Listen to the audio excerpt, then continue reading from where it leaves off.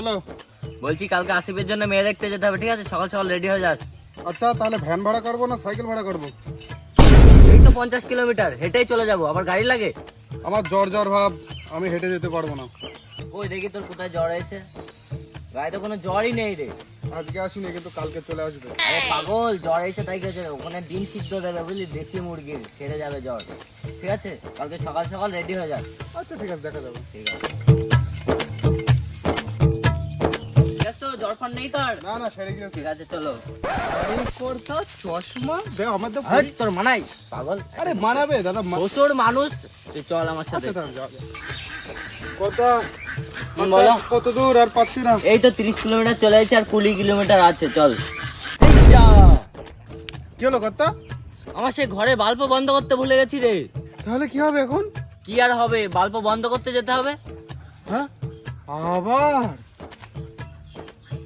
ঘুরে আবার আসবেন কর্তা? তো আসতে হবে না? তাহলে তুমি যাও, আমি আর যাচ্ছি না। আমি এখানে বসে থাকছি, যাওয়ার সময় আমার ডেকে নিয়ে যেও। চল। যেতেই হবে। তো যেতে হবে না?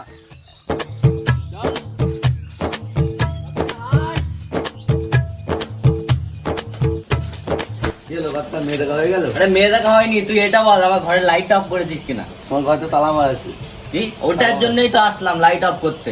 লাইট বন্ধ করার থেকে চটি তো বেশি ক্ষয় হয়ে গেছে। কি? আমি কি অতই পাগল? তার জন্যই তো বগলে চটিটা নিয়েছি। লাইট অফ করে আসিস।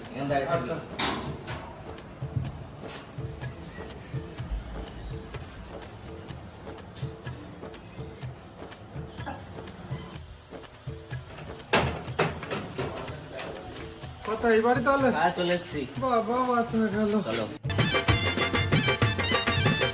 মেয়ে আমাদের খুব পছন্দ বুঝলে, এর মতো মিষ্টি মেয়ে হয় না, ঠিক আছে?